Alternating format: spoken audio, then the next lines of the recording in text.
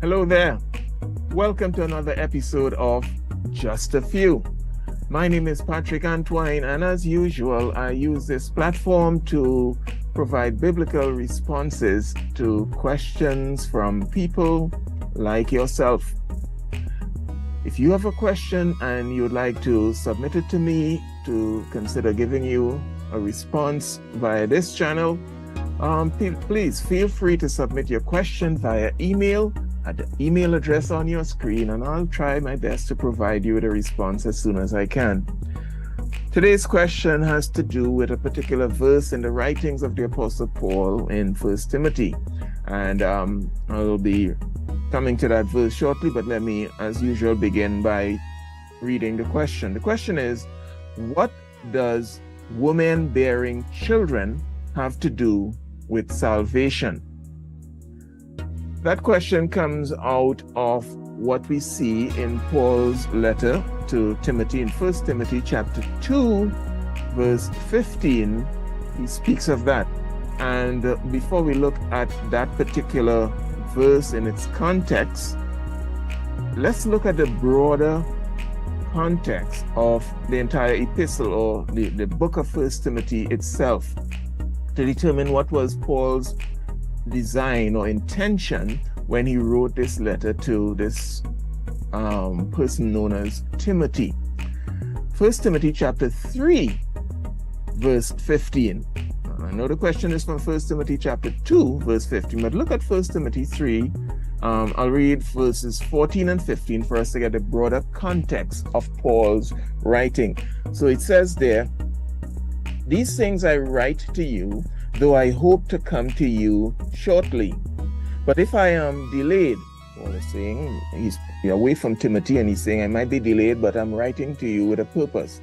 But if I am delayed, I write so that you may know how you ought to conduct yourself in the house of God, in the church, which is the church of the living God, the pillar and ground of the truth." So Paul states clearly why he's writing. He was hoping to visit Timothy, who, if you go to chapter 1, was in a place called Ephesus, but he knew he might be delayed, so he's writing so that Timothy could be provided some measure of guidance until Paul gets there. But thankfully, God intended to use this letter for our benefit so that we can, as pastors, you can better understand how to conduct yourself in God's church, how to order things in the church, how a church ought to function.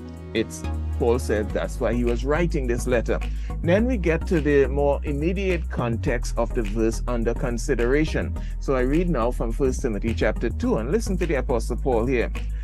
"Let a woman learn in silence, with all submission. And I do not permit a woman to teach or to have authority over a man, but to be in silence. For Adam was formed first, then Eve. And Adam was not deceived, but the woman, being deceived, fell into transgression. Nevertheless," and this is where the verse comes in, notice the tone of it, nevertheless, meaning notwithstanding all that I'm just saying there about women, she, meaning woman, will be saved in childbearing if they continue in faith, love, and holiness, with self-control. Paul is here, it seems as if he's coming down really harsh on women. When we read 1 Corinthians also, he makes certain statements about women being in silence and being in submission, and let them ask at home if they have a question to ask. And some people think, well, this was just a cultural thing in that time of Paul. But first we want to say is that Paul was not being harsh on women. I would say he was being heavy or high on divine order. That's what Paul was focusing on.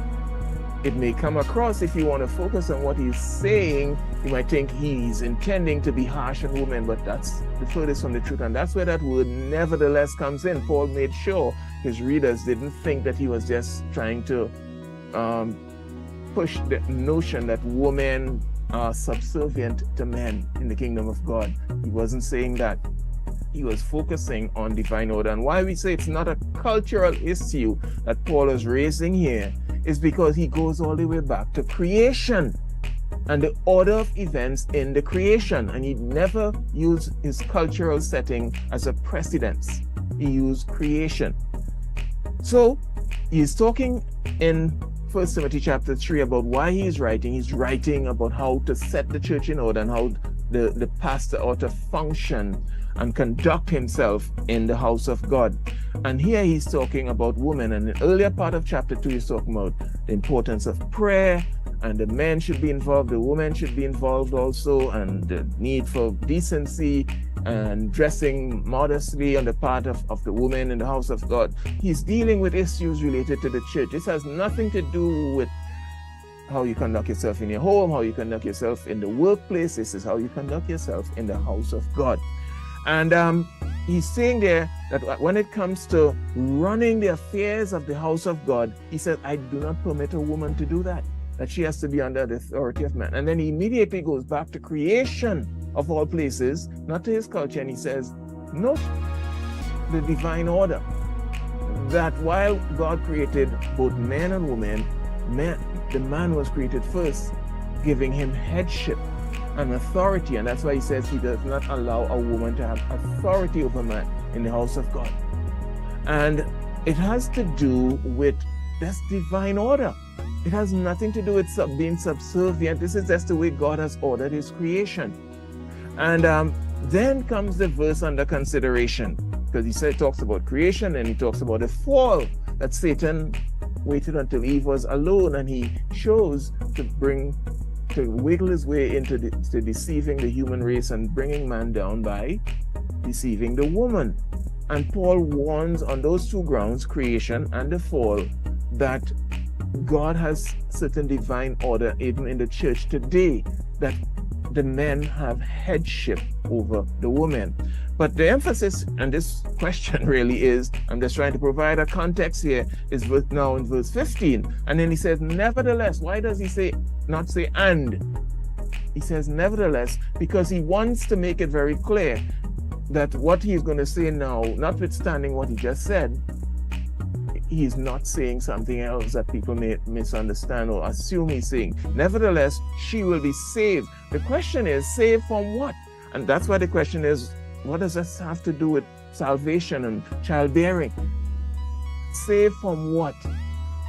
You may assume when he says saved, you think he means salvation, saved from the wrath of God, saved from judgment and hell and the wrath to come. This is not what he means. That's not the type of saved or salvation he's talking about. In the light of what he's just mentioning, it is easy for men to start thinking that women are second-class citizens in the kingdom of God. And Paul said, no, nevertheless, notwithstanding what my point is about divine order and the authority and headship of the man, nevertheless, women are not second-class citizens in the kingdom of God. And he says she shall be saved from the stigma of being viewed as second-class members or citizens in the kingdom of God. That's what he means by being saved. It has nothing to do with salvation of your soul. Of course not. The Bible teaches never in the Bible are you going to see, the more children you have, the more likely you're going to get saved. That's not biblical, so it's obvious that's not what Paul is saying. But he's talking about this stigma. You're saved from that stigma of being viewed as inferior in the kingdom of God or second class. That's not what Paul is teaching, and that's why he used the term nevertheless. And so one of the key functions ordained by God in his divine order for women is the privilege of childbearing. That's a privilege. Only women were given that privilege. Men were not given that privilege to bear children. And Paul says she shall be saved from this stigma by childbearing and child development, rearing the child, shaping the mind of the child, instilling and developing character, godly character in the child. That's a privilege that God has called women to, and it should never be belittled. And it's a divine function. Childbearing is given to women only, and it must never be taken lightly. And I want to add here that over the past few generations, I would say Satan, not just society, but Satan has done everything in his power to try to convince women that this role of childbearing and child development is some sort of retrograde, servile, and belittling task.